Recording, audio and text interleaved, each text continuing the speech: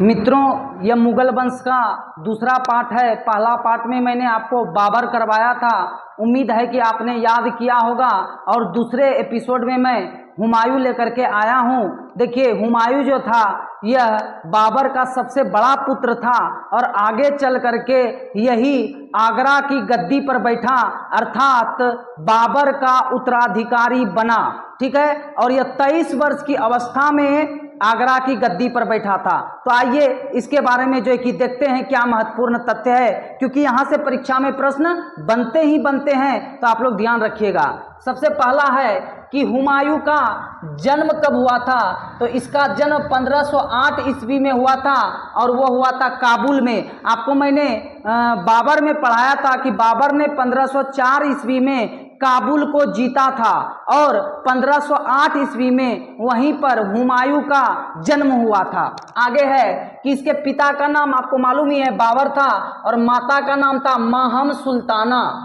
माहम सुल्ताना याद रखिएगा, बहुत इंपॉर्टेंट है। आगे इनका जो भाई था वो था कमरान, अस्करी और हिंदाल। इनको 3 भाई था और इसमें से जो था कमरान और अस्करी, इन दोनों का जन्म हुआ था गुलरुख बेगम से। किससे? गुलरुख बेगम से इनका जो है कि जन्म हुआ था। आप यह बात याद रखिएगा, इसको बार बार जो है कि देखिएगा और आपको क्या हो जाएगा, याद हो जाएगा। और हिंदाल का जन्म हुआ था दिलदार बेगम से। किससे? दिलदार बेगम से। दिलदार बेगम से हुमायूं हिंदाल का जन्म हुआ था। आगे है कि इसका राज्याभिषेक का मतलब होता है कि ये राजा कब बना। तो आपको पता है कि 30 दिसंबर 1530 ईस्वी को बाबर की मृत्यु हो गई थी। तो हुमायूं का राज्याभिषेक उसी समय हुआ था, 30 दिसंबर 1530 ईस्वी को। अच्छा, हुमायूं द्वारा लड़ा गया कुछ युद्ध है, उसको हम लोग क्रम से देखेंगे। कि पहला युद्ध है कालिंजर पर इन्होंने आक्रमण किया था 1531 ईस्वी में, और वहां का जो शासक था वो शासक था प्रताप रुद्रदेव। यह याद रखिएगा, बहुत ही इंपॉर्टेंट है। लेकिन यह आक्रमण जो है ना असफल रहा, सफल नहीं हो पाया। अगला, दूसरी बार इसने आक्रमण किया दोहरिया और चुनार पर। यह जो है कि युद्ध हुआ दोहरिया और चुनार में, और यह युद्ध हुआ था 1532 ईस्वी में। और यह जो युद्ध हुआ था यह हुमायूं और एक अफगान था महमूद लोदी, उसी के बीच में यह युद्ध हुआ था।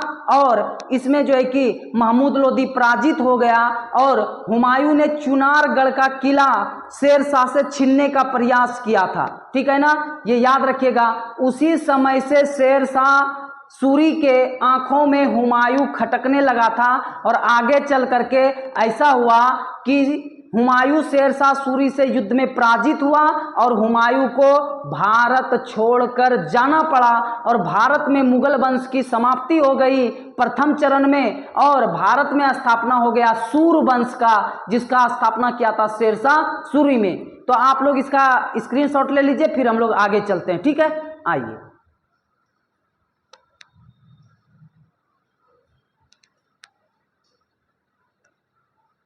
कि 15 मई 1555 ईस्वी को जो है कि एक बार फिर हुमायूं भारत आता है और भारत में एक युद्ध लड़ता है। उस युद्ध का नाम था मच्छीवाड़ा का युद्ध, और यह युद्ध में पंजाब को इसने क्या किया, जीत लिया। अच्छा, 22 जून 1555 ईस्वी को एक सरहिंद का युद्ध हुआ। यह बहुत ही इंपॉर्टेंट युद्ध है। आपसे प्रश्न पूछता है कि किस युद्ध को जीतने के बाद हुमायूं ने पुनः भारत में मुगल वंश की स्थापना की, तो आप कहिएगा कि वह युद्ध था सरहिंद का युद्ध। और यह युद्ध हुआ था हुमायूं और सूरवंश का शासक था सिकंदर सूर, इन दोनों के बीच में युद्ध हुआ था। इस युद्ध में हुमायूं जीत गया और दिल्ली और जो कि आगरा आदि क्षेत्रों पर इसने क्या किया, कब्जा कर लिया।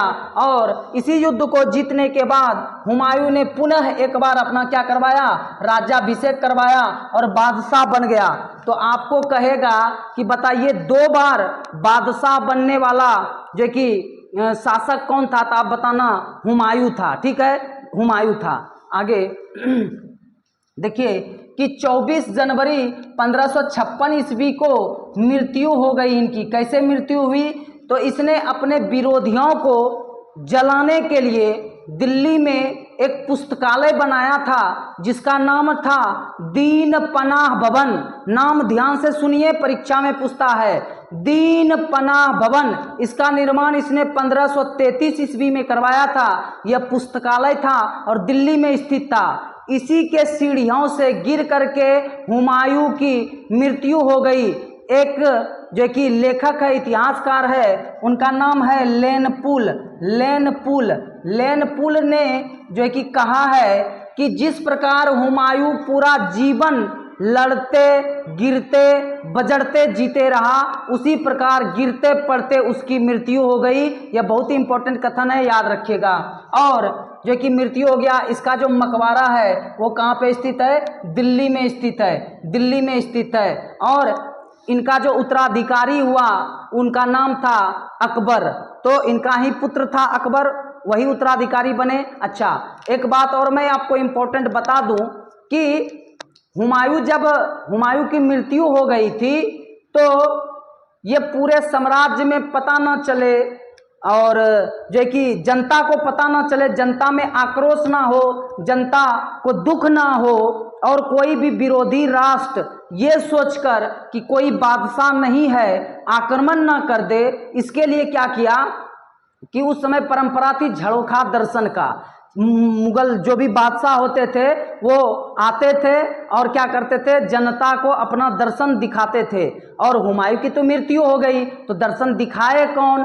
तो एक व्यक्ति था जिसका नाम था मुल्ला बेकसी। यह हुमायूं का हम शक्ल था, एकदम फोटोकॉपी। तो यही क्या किया, इसी ने झरोखा दर्शन दिया। और उस समय जो है वो अकबर जो है वो सिकंदर सूर का पीछा कर रहा था और वो उस समय जो है कि आगरा में था, कालानौर का किला में। और कालानौर का किला में ही अकबर का राज्याभिषेक हुआ था। तो उसको हम अकबर के टॉपिक में देखेंगे।